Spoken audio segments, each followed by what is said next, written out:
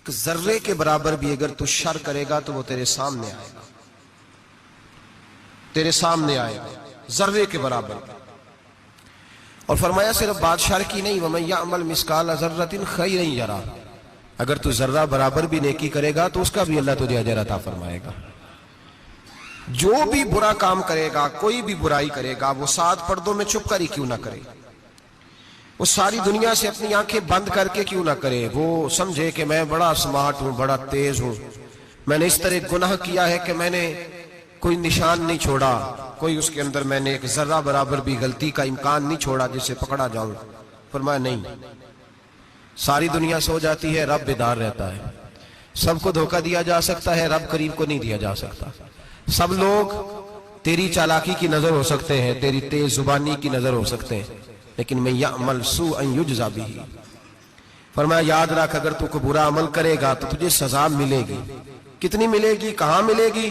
تو مفسرین فرماتے ہیں فی الدنیا والآخرہ، دنیا میں بھی ملے گی، آخرت میں بھی ملے گی، دونوں جگہ. حضرت مالک بن دینار فرماتے ہیں میں توبہ کرنے سے پہلے بہت بڑا شرابی تھا. میری 2 سال کی بیٹی تھی، میں شراب پینے لگتا تھا تو میری شراب گرا دیتی تھی، کہتی ابا میں تجھے گناہ نہیں کرنے دوں گی. 2 سال کی بیٹی. فرماتے میری بد نصیبی دیکھو، میری بیٹی فوت ہو گئی.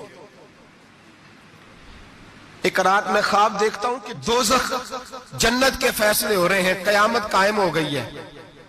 میرے لیے دوزخ کا حکم آ گیا. میرے پیچھے ایک بڑا سا اژدہا، بڑا سا سانپ بھاگنے لگا. فرماتے ہیں میں دوڑتا جا رہا ہوں، ایک بزرگ نظر آئے، میں نے کہا مجھے بچانا. کہنے لگے بیٹا میں کمزور ہوں، میں نہیں بچا سکتا. کہتے ہیں مجھے میرا اشارہ کیا، کہنے لگے پہاڑ کی طرف جا شاید تو بچ جائے. کہتے ہیں میں پہاڑ کی طرف جا رہا تھا تو وہاں سے بیٹی آ رہی تھی. میری بیٹی دوڑتی آئی، میری گود میں بیٹھی اور اژدہے سے کہنے لگی دفع ہو جا، تم میرے ابو کو نہیں جلا سکتا. کہتے ہیں وہ 2 سال کی بیٹی کی آواز سن کے وہ اژدہا بھاگ گیا، میری گود میں بیٹھ خواب دیکھ رہا، میری داڑھی سے کھیلنے لگی. کہنے لگی ابا میں تجھے منع کرتی ہوں نا، شراب نہ پیا کر. شراب. تو میں نے کہا بیٹے یہ کیا ہے سارا کچھ؟ کہا ابا جی یہ تیرے برے عمل ہے جو اژدہا بن. تو بزرگ کون تھے؟ کہنے لگے بیٹے ابا جی وہ آپ کا نیک عمل ہے، پر وہ کمزور بڑا تھا، آپ کو بچا نہیں سکا. ابا جی بس کر دیں، بس کر دیں، اب آپ برے کام نہ کریں، آپ توبہ کر لیں. جو پچھلے گناہ ہو گئے میں اللہ کی بارگاہ میں سفارش کروں گی، رب آپ کے معاف کر دے گا. مالک بن دینار فرماتے ہیں میری آنکھ کھلی تو میں پکی توبہ کر گیا. بیٹیاں تو بخشوانے آئی ہیں دنیا میں، بخشوانے. اور یہاں لوگ فخر کرتے ہیں، فخر سے بتاتے ہیں، کہتے ہیں میرے بیٹے کے 15 رشتے ہیں، شاید مجھے قرآن اندازی کرنی پڑے. شرم کر، حیا کر.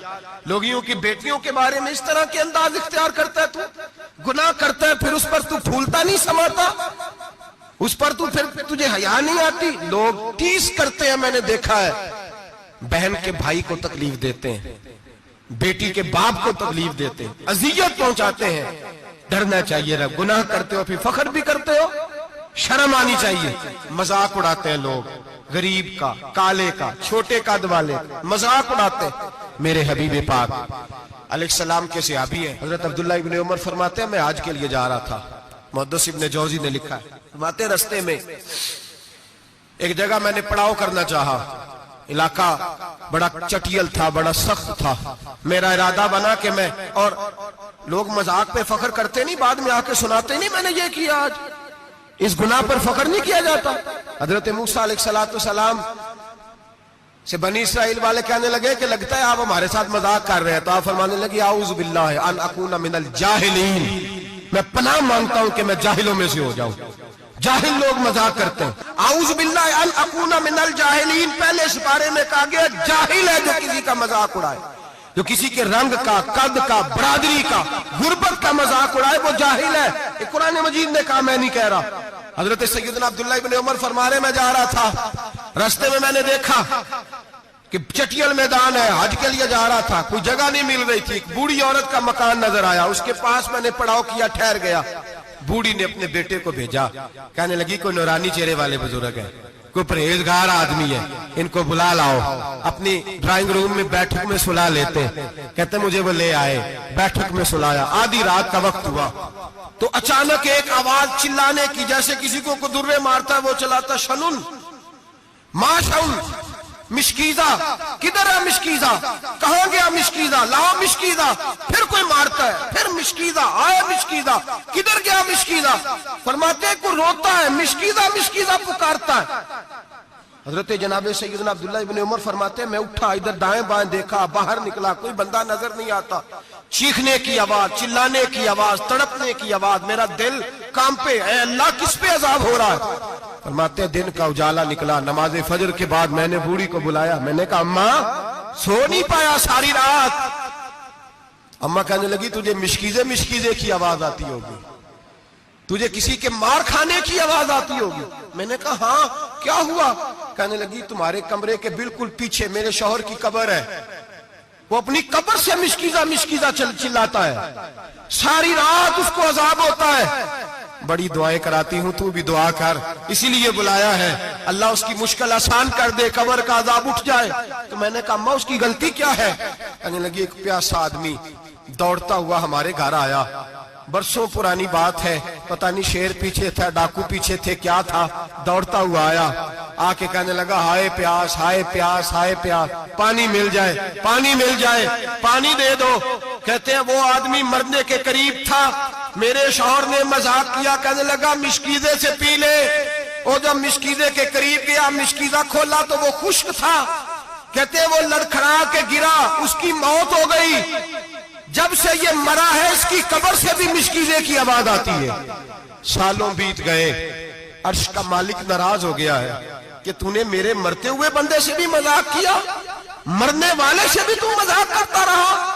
فرمایا اب یہ مشکیزہ دعا کرو یہ بخشا جائے، دعا کرو اور چھوڑ دیں بھائی لوگوں کا مذاق اڑانا، نہ کسی کے حال پہ طنز کر، نہ کسی کے غم کا مذاق اڑا، وہ جسے چاہے جیسا نواز دے۔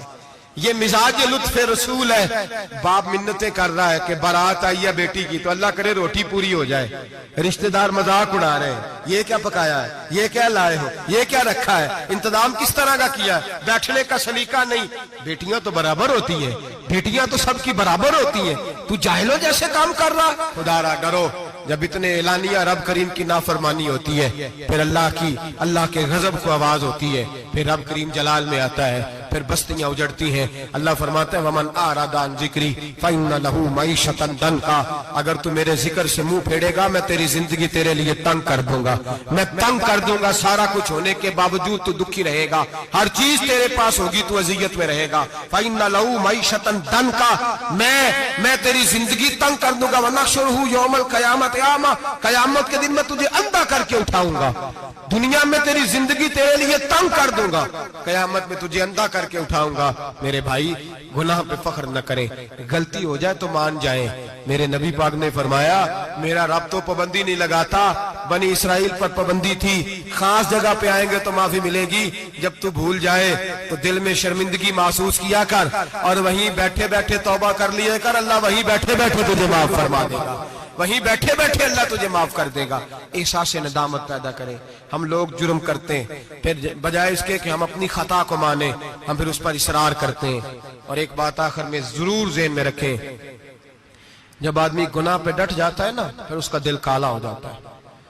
صحیح بخاری صحیح مسلم میں حدیث ہے، نبی پاک نے فرمایا کہ گناہ کرنے کے بعد جو ڈٹ جائے، توبہ نہ کرے، پھر دوسرا گناہ کرے تو ایک نقطہ لگتا ہے، توبہ کر لے تو نقطہ صاف ہو جاتا ہے، کالا نقطہ، اور اگر وہ توبہ نہ کرے تو دوسرا سیاہ نقطہ لگ جاتا ہے، پھر توبہ نہ کرے، تیسرا گناہ کرے تو تیسرا سیاہ نقطہ، پھر دل کالا سیاہ ہو جاتا ہے۔ شارحین فرماتے ہیں پھر کئی دفعہ لوگ بے ایمان ہو کے مر جاتے ہیں، بے ایمان ہو۔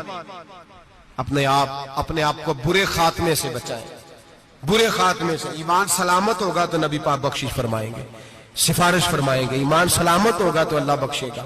نبی پاک کی سفارش اور رب کریم کی معافی کے لیے چاہیے ایمان کی سلامتی۔ گناہ ایمان بگاڑ دیتے ہیں، اپنے ایمان کو سلامت رکھیں۔